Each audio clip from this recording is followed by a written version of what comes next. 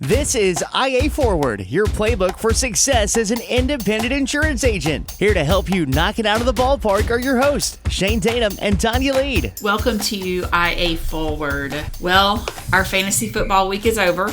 I'm not going to talk about it. I think we should talk about it. We're not talking about it. I think we should definitely talk about it. I lost.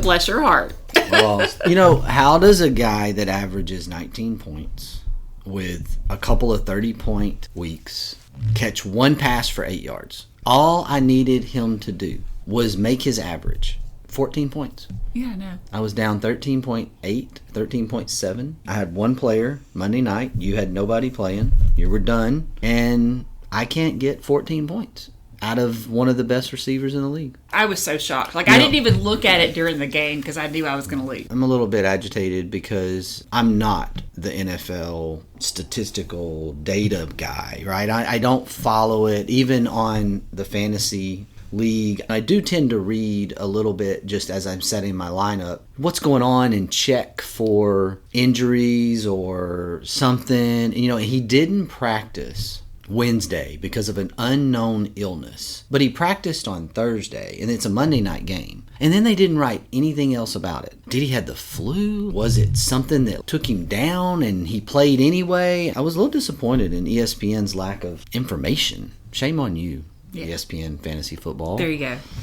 But I will say, both of our wide receivers scored 4.25 points. Yes. I'm picking on Mike Williams because he didn't do what he was supposed to do there at the end. That's kind of like getting mad at the guy that makes the error in the bottom of the ninth. But nobody thinks about all the other missed opportunities throughout the rest of the game. The real problem is that the stud of my team, Lamar Jackson, has had his second below average week in a row. Right. And it's not that Mike Williams didn't live up to his average. It's that the superstar didn't live up either. And so I deserve to lose on that one. I don't know. All my good players are on a bye week this week. So it's not going to be pretty. It's not pretty. Yeah. I haven't gone through a bye week yet. I know it's coming. So let's talk about this weird email that I got last week. And I get these randomly, and I know that you do too. But this one kind of caught my attention. And I got the email to join the Forbes Business Council. Ooh, right? Wow.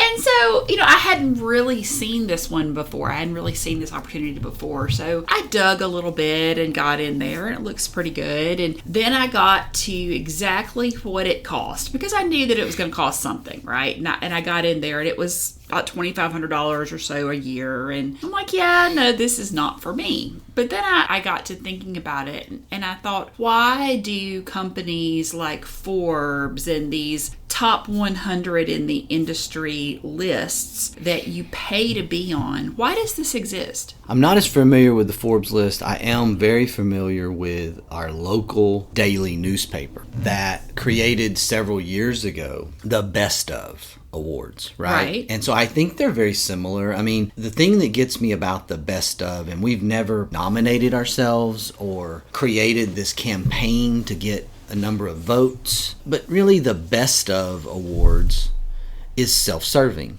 for the local media company, the local newspaper. Because once you become the Best Of, you got to buy ad space. You've got to do all these things. You have to buy the reprint. You have to get the permission. I feel like it's one of these things that is something I grew up hearing. You want to know the answer? Follow the money. And I think that's what this is obviously it is something that is a little bit self-serving, but it is promoted as an accolade that then you can use for your own self-promotion, and it's going to bring you more business. If I'm asked to serve on something that's really, really prestigious, I don't have to pay money. Right. Number one, I don't have to pay money. When I was asked to serve on different agency councils, I didn't have to pay money to serve on a carrier agency council. And there was prestigiousness to that. There were accolades that came with that. When you are the National Agency Council president or a National Agency Council officer for 3 years at certain carriers, you didn't pay money to do that. That's something that the carriers came and said, hey, we think you would be great here. And then once you get in there, your peers vote you to the officer level. I called it an insurance MBA because I got to go in and amongst my peers that are some of the best and brightest in the industry. I didn't have to pay money to do that. It's this thing of, we want you to come be a part of this thing and pay us this money, and then we'll give you this accolade. That's a transaction. That's not an accolade. It's a complete transaction. Unfortunately, I see a lot of agents fall for this. Right. I always see it in their email signature. It'll have the vital information, and then underneath it'll have the council or the award or the whatever. And why do you think that that's so important to some agents? I think the perception is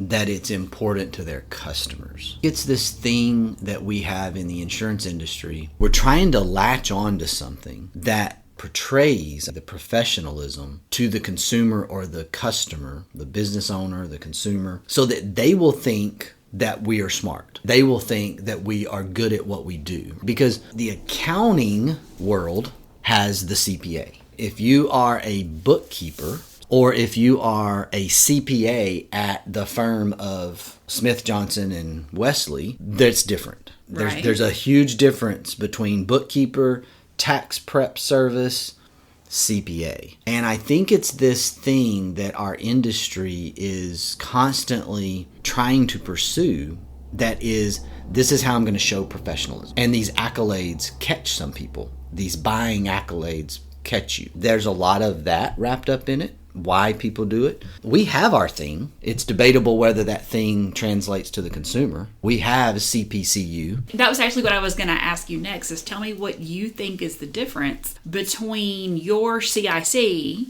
and the Forbes Business Council from the perception of our customers. Yeah, I think it's a couple of things. The CIC, we have CPCU, we have the CRM, we have the CISR. There's all these designations, okay, that are the created things that our industry did several decades ago. And it became sort of this CPA equivalency. And the difference between that and the Forbes 100, or the whatever is the selling thing of the moment, is it is a test-taking educational process for you to earn. So it's an earned designation, which is hard. The Right. CIC alone is a 5-part short essay test. And you go to class, you spend 20 hours in a class, you take a test, you have to pass that test. There's 5 parts of that. CPCU has several parts as well, just like the CPA has parts. And so it was designed after that type of designation or accolade, so to speak. It's not a transaction. I can go to the National Alliance CIC course and I can sit through the class and I can pay my money and I can receive continuing education and not take the test. That's a transaction to get my continuing education. Now, I learned more than I did doing a web portal for my online CE because I'm in class with a bunch of peers.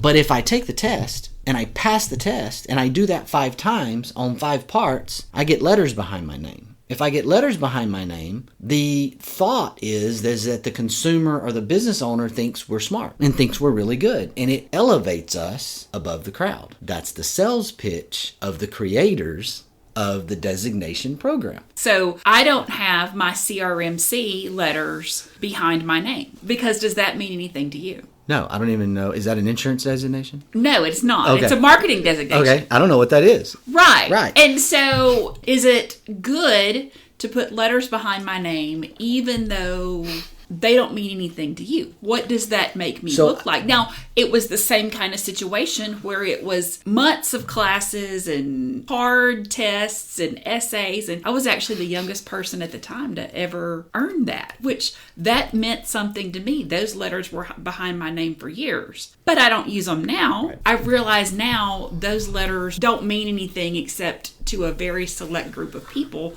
that know what that is. Yeah, and the creators are going to debate and argue and say, it means something, it means something, it means something. But they're also taking our money. And they're also requiring that you go back every year. You spend another $400 or $500 for the class. You spend another $1,000 for the 2 nights in a hotel and travel cost. And you do this every year. And you have to keep doing this Even though the Department of Insurance says, at least in the state of Texas, that after 20 years you can file to be grandfathered so that you do not have to continue continuing education. Right? Really? Yeah. I didn't know this. After 20 years. And not even ethics? No.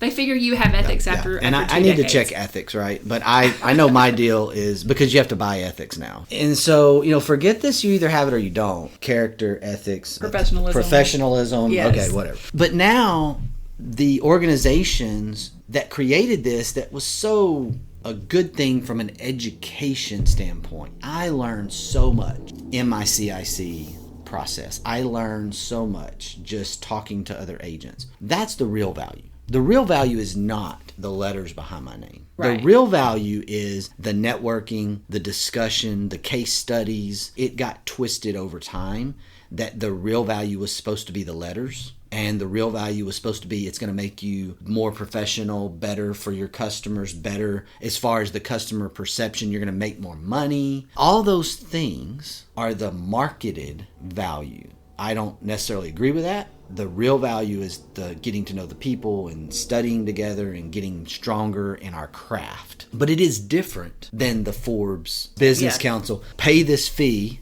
get this accolade, and put it in your email signature, and voila, more business. I don't agree with that. I don't think this is insurance specific. I think that there are some people that for some reason need that accolade to feel worthy of being a business owner. I think it's self-serving to the degree that it gives you confidence. Maybe it makes you feel more important somehow. I struggle with that just because I haven't seen that necessarily be the case. It doesn't mean anything as far as your success, but it may be that you need that. It may be that the person needs that to feel like they're worthy or ready. I think that I would like to talk to you if you feel like that, because there's way more value in who you are. Right. Beyond letters behind your name. That's what happens, though. It's why, and I'll pick on the very universal, well-known MBA. I'm an MBA basher, in case anybody didn't know out there. Hey, if you got an MBA, great. Good for you. Congratulations. Congratulations. That was very hard work. Very hard work. I get it. My concern is whether the MBA is bringing us what we really want it to bring us. Now, if your goal is to go to Wall Street, if your goal is to work for a major investment bank, if your goal is to be a professor, an academic, if your goal is to work in certain echelons of the major corporate environments, then go get your MBA, because it's going to help. If your goal is to be a business owner, if your goal is to be an independent agency owner, a small business owner, I don't agree. The MBA is not necessary. And that's where I generally come from. I have people on staff with high school diplomas that I would not trade an MBA for ever. There's a learned craft skill set inside the insurance industry, especially in the agency brokerage world, that I do not think an MBA gives you anything as far as having that. I don't think it fills something that the experience and the skill set inside our industry. I'm going to take a CIC over an MBA. That's just me. That's how I see things. I just don't think that's good investment return for necessarily being a business owner. And I don't mean CEO of Ford Motor Company. I mean president, CEO, owner of XYZ Insurance Agency, XYZ Small Business. I don't think that's necessary in terms of your success. Note to self, delete internet history looking at going back to school. I get a bad rap for that statement, and that's not what I mean. Go back to school and go get your MBA if you have this passion and desire to go achieve that accolade. Earn it. Go get it. What I'm saying is, it doesn't change in my mind the importance of the person, the importance of the skill set. Because if you work for me, then you're already really important, or you wouldn't be here. That's not about Tanya, by the way. That's just about anybody.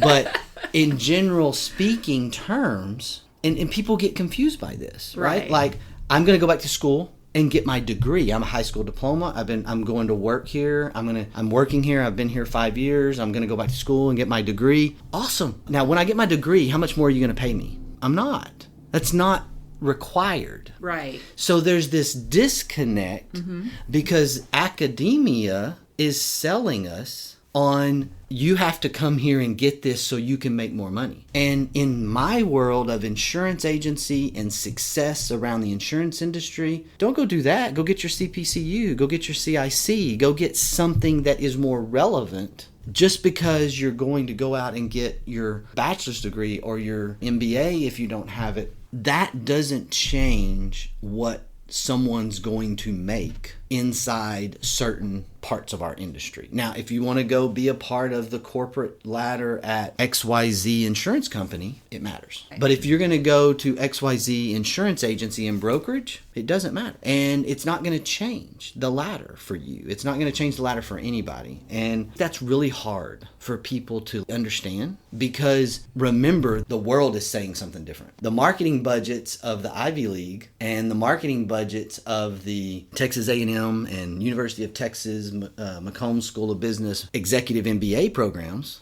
they're selling that this is important to make money.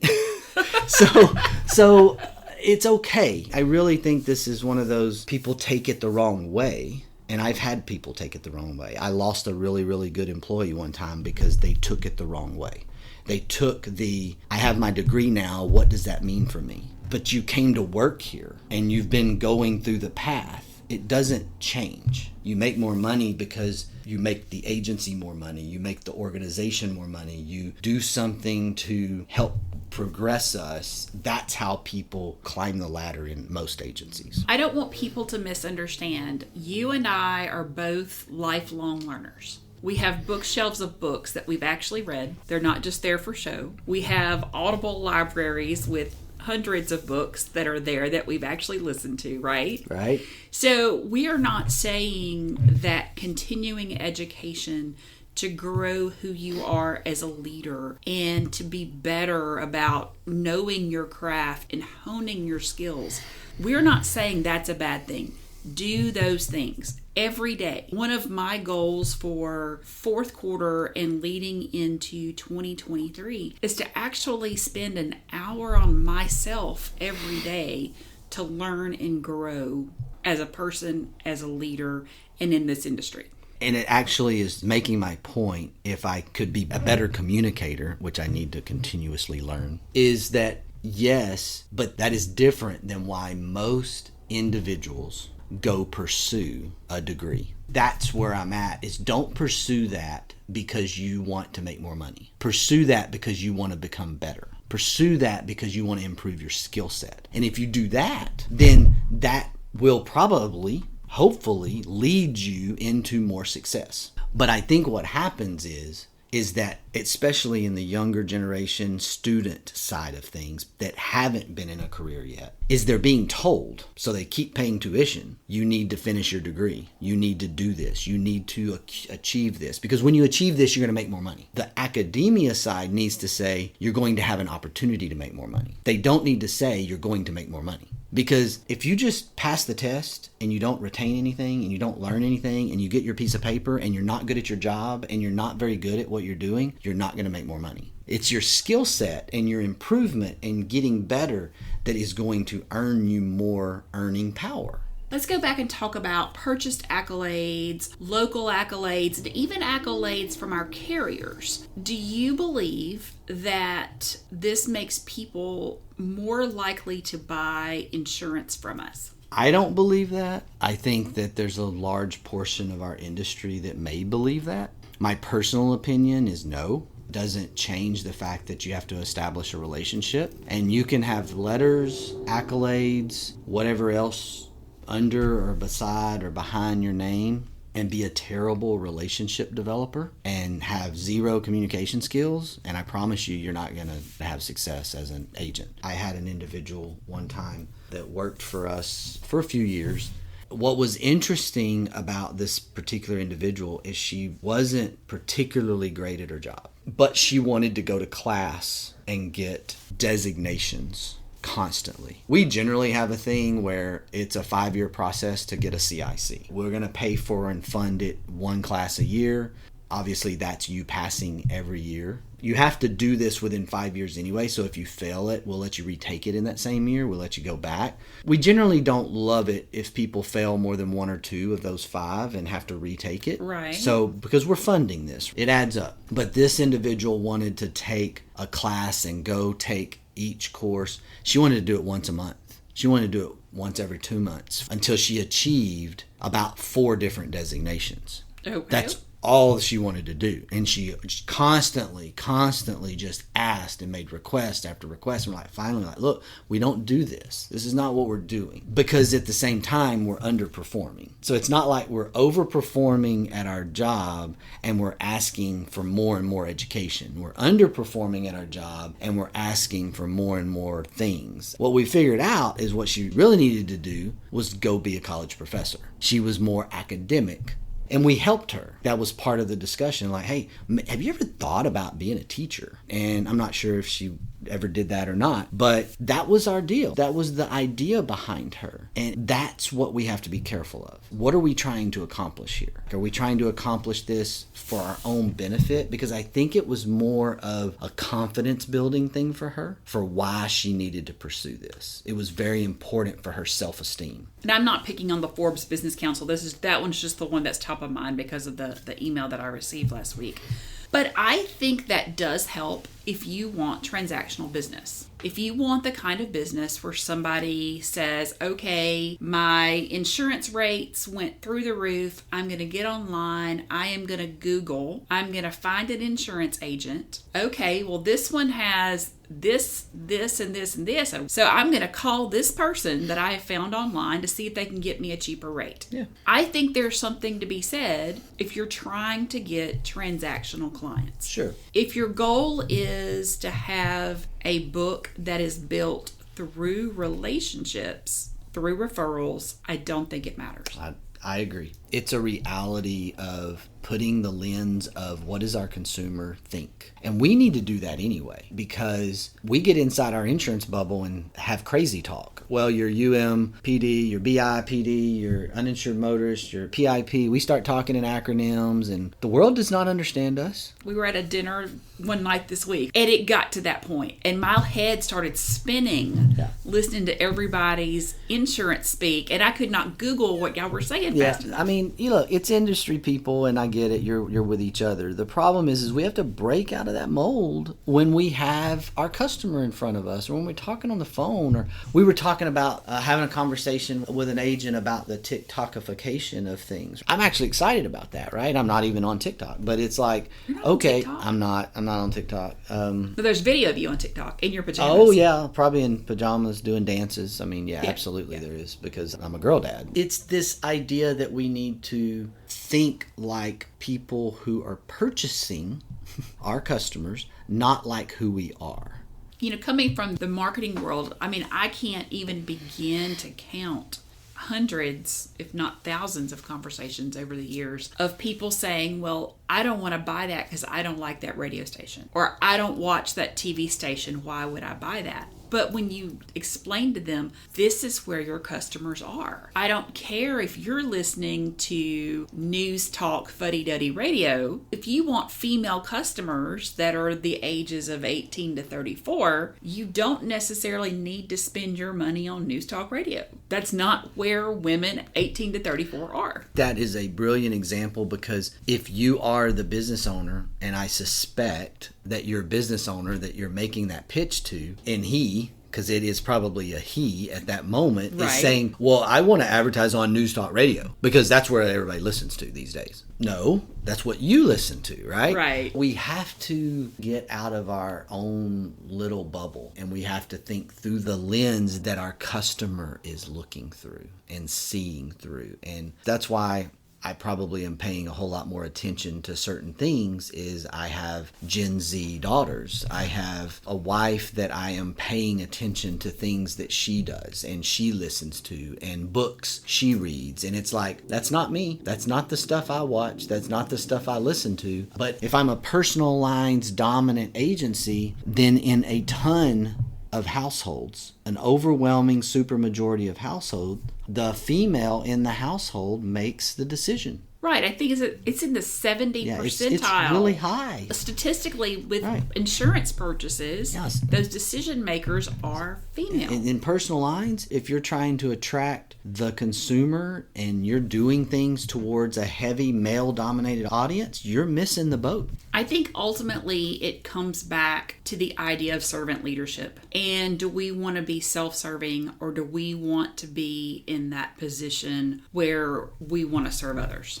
I agree. It's almost like we're trying to shortcut it with those accolades. We think that's important, but really the relationship and serving others is a building relationship mechanism. And it feels good, by the way, to be a servant leader. It actually is much better. It is not transactional. There's an incredible book out there around this thing called transactional coaching versus relationship coaching. It's actually written by a baseball coach, Matt Deggs. The book's title is 15 to 28. He made a comment of, I'm a relational coach. I used to be a transactional coach. And the transactional coach mindset is, you do this, I give you this. You do this for me, you play well, I give you playing time. The relational coach is the coach that says, I value you as a person. I'm going to help develop you as a person. We're going to go down this challenging path together. It's a different mindset. It's very similar to servant leadership. That matters here because I think what we're all trying to do in some cases when we go after these accolades, when we buy or we try to go down the transactional route of purchasing the accolade, we're just trying to skip all the steps. It's very typical of our society today is, how do I get there faster? But I don't want to necessarily do all the stuff it takes to win. That's what we're talking about here when we're talking about these gimmicky accolades versus these real relationship dynamic things that are going to make you successful as an independent agency. So I'm going to leave us today with this quote from Steve Young. The principle is competing against yourself. It's about self-improvement, about being better than you were the day before. Attitude to choice. Make a great one. Bye, y'all. Ready to get the ball rolling with your independent agency? Learn more at IntegraAgent.com. That's IntegraAgent.com. Thank you for joining us on IA Forward. Make sure you never miss a show by clicking the subscribe button now or learn more at IAForward.com.